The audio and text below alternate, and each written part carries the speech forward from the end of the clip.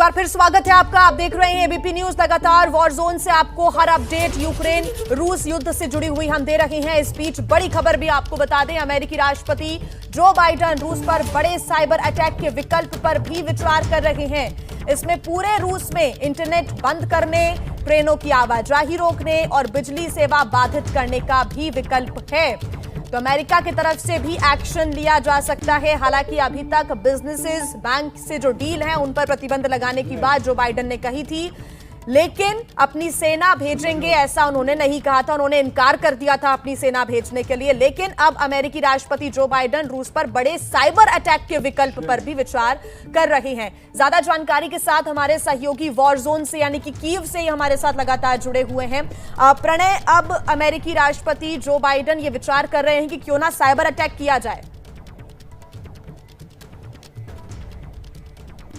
बिल्कुल, ये विकल्प जो है अमेरिकी राष्ट्रपति के सामने रखा गया है। हालांकि अमेरिका ने ये स्पष्ट कर दिया है कि वो सेनाएं नहीं भेजेगा अपनी। हालांकि उसने अपने सैनिकों को जो है बल्गारिया में, पोलैंड में और ईस्टर्न जर्मनी में तैनात किया है। और ये नाटो के डिप्लॉयमेंट के तहत हुआ है, जिसमें नाटो के अन्य देशों को, जो पड़ोसी देश हैं, उनको असुरक्षा महसूस न हो, इसके तहत ये डिप्लॉयमेंट किया गया है। लेकिन बड़ा सवाल ये है कि अगर अमेरिका की तरफ से काउंटर ऑफेंसिव किया जाता है तो जवाबी कार्रवाई क्या रूस की तरफ से अमेरिका के खिलाफ भी की जाएगी? और अगर ऐसा होता है तो ये निश्चित रूप से कई गुना बढ़ा देगा इस कॉन्फ्लिक्ट को। अभी ये तस्वीर स्पष्ट नहीं है जिया कि आखिर किस तरफ ये सारा घटनाक्रम मोड़ लेता हुआ जा रहा है, क्योंकि कई सवाल हैं जो अभी भी अनुत्तरित है। क्या रूस कीव पर कब्जा करना चाहता है? क्या वो यूक्रेन को सरेंडर करवाना चाहता है? और यूक्रेन को सरेंडर करा के यहाँ पे क्या सत्ता पलट होगा, या यहाँ पर कोई नई व्यवस्था बनाना चाहता है, या वो यूक्रेन का वापस एक बार फिर रूस में विलय करना चाहता है? ये तमाम सवाल हैं जिनका जवाब मिलिट्री डायनामिक्स से तय होगा, क्योंकि सैनिक ऑपरेशन इस समय चल रहा है। इस बारे में मॉस्को की तरफ से फिलहाल स्पष्ट नहीं कहा गया है। उन्होंने केवल यही कहा है कि डीनाजिफिकेशन ऑफ यूक्रेन वो करना चाहते हैं। लेकिन इसके आगे क्या? क्योंकि कीव जिस शहर में हम खड़े हुए हैं, ये करीब 30 लाख की आबादी का शहर है। अगर शहरी इलाकों में इस तरीके से बमबारी हो रही है, अगर इस तरीके से गोलाबारी हो रही है, इंटरसेप्शन हो रहे हैं एयरक्राफ्ट्स के, और इस तरीके से जानमाल का संकट है, तो ये निश्चित रूप से एक गंभीर और एक बड़ी चुनौती है, जिस पे पूरी दुनिया को अब देखना होगा कि किस तरीके से इसे निपटा जा सके। क्योंकि शांति की अपीलें तो पहले से की जाती रही, लेकिन रूस ने उसके बावजूद सैनिक कार्रवाई की। बिल्कुल प्रणय, ठीक कहा आपने। दुनिया के हर क्षेत्र से, कोने कोने से शांति की अपील की जा रही है, लेकिन पुतिन के मन में क्या है स्पष्ट रूप से ये समझना बहुत जरूरी है। प्रणय, आप बने रहिए हमारे साथ। कर्नल दानवीर भी हमारे साथ जुड़े हुए हैं। सर, यही आपसे सवाल है। दो सवाल है कि एक तो अमेरिका पूरी तरीके से इंटरफेयर करेगा या नहीं करेगा, अभी इस पर संशय है। हालांकि सेना भेजने से इनकार कर दिया, लेकिन एक विकल्प ये है कि साइबर अटैक कर सकता है। दूसरा कि आखिर पुतिन के मन में क्या है? कॉन्सिक्वेंसेस तो हम देख रहे हैं, लेकिन इसका कंक्लूजन क्या होगा? देखिए, नेटो की फौजें जो हैं रशियन फोर्सेस को कन्फ्रंट नहीं करेंगी, ये तो बात बिल्कुल क्लियर हो गई। जहां तक साइबर अटैक का सवाल है, साइबर अटैक क्या अभी नहीं हो रहे होंगे? और क्या उस फुल स्केल साइबर अटैक करेंगे? इसके नुकसान ये हैं कि अगर आप फुल स्केल साइबर अटैक करेंगे तो आप अपने ही जो चिंक्स इन दी आर्मर हैं उनको एक्सपोज कर देंगे आप।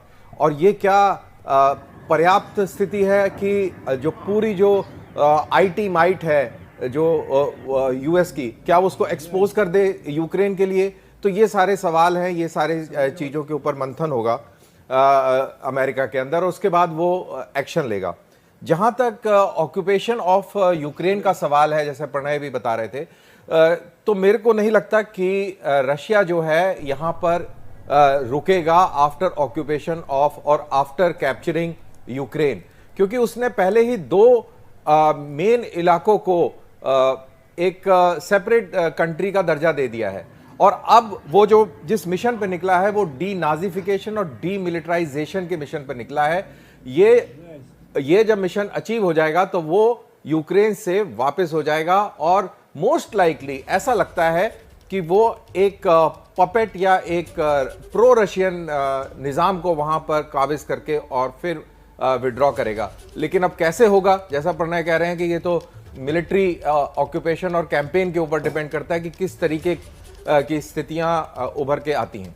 बिल्कुल दानवीर जी, आप हमारे साथ बने रहिए। इस बीच बड़ी खबर अपने दर्शकों को हम बता दें कि एक बार फिर यूक्रेन की राजधानी यानी कि कीव, जहां से लगातार हमारे सहयोगी प्रणय हमारे साथ जुड़े हुए हैं, वहीं से एक बार फिर धमाकों की खबर सामने आई है। धमाकों की आवाज यहां लगातार सुनी जा सकती है और पिछले 40 से 45 मिनट की अगर हम बात करें तो कीव में ही 35 से ज्यादा मिसाइल्स दागी जा चुकी हैं, उनके द्वारा हमला किया जा चुका है। और इसके पहले ही प्रणय हमें जानकारी दे रहे थे कि वहां के जो मेयर हैं उन्होंने कंफर्म भी किया है कि 2 इमारतों पर हमला किया गया, 3 लोग घायल बताए जा रहे हैं, कई घरों में भी आग लगी हुई है, ऐसी खबर सामने आई। प्रणय, आपके पास क्या जानकारी है इसको लेकर?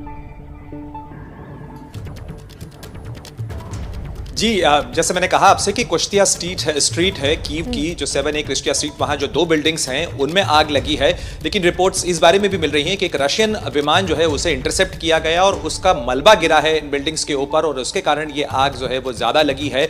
और इसके अलावा जो बम्बार्डमेंट हैं, जो इंटरसेप्शंस हैं, क्योंकि फिलहाल ये तस्दीक नहीं हो पा रही है क्योंकि लगातार आवाज़ें आती रहीं, लेकिन कौन सी आवाज़ मिसाइल के हमले की है और कौन सी आवाज़ जो है वो इंटरसेप्शन की है, क्योंकि लगातार जो यूक्रेन का और खासतौर पर जो कीव का एयर डिफेंस सिस्टम है वो भी एक्टिव है।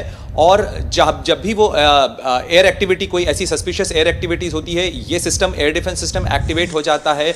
और दावा है यूक्रेन का कि उसने अब तक 7 विमान जो है वो मार गिराए हैं, 6 हेलीकॉप्टर मार गिराए हैं। इसके अलावा 30 जो टैंक हैं कि आखिर यूक्रेन की तरफ से भी किस प्रकार से हमला किया जा रहा है, मुंहतोड़ जवाब दिया जा रहा है, इसके बारे में आपसे विस्तार से हम चर्चा करेंगे। अपना मुंहतोड़ जवाब दे रहा है, उसको विस्तार से हम आगे समझेंगे। लेकिन इस बीच यूक्रेन ने भी मुंहतोड़ जवाब देते हुए 7 विमानों और 6 हेलीकॉप्टर मार गिराए हैं। बड़ी खबर इस वक्त आपको बता रहे हैं, यूक्रेन ने रूस के 7 विमानों और 6 हेलीकॉप्टरों को मार गिराया है और लगातार यूक्रेन भी रूस के इस हमले का मुंहतोड़ जवाब दे रहा है। अमेरिकी सेना यूक्रेन में नहीं लड़ेगी, ये बाइडेन कह चुके हैं, लेकिन यूक्रेन ने कहा है कि भले ही नेटो देशों ने या फिर किसी ने भी हमारा साथ अभी नहीं दिया है, लेकिन हम आखिरी दम तक लड़ते रहेंगे।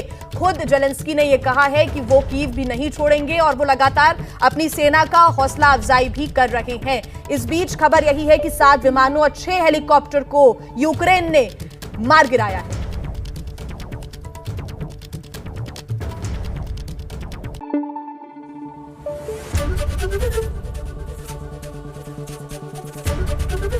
एबीपी न्यूज आपको रखे आगे।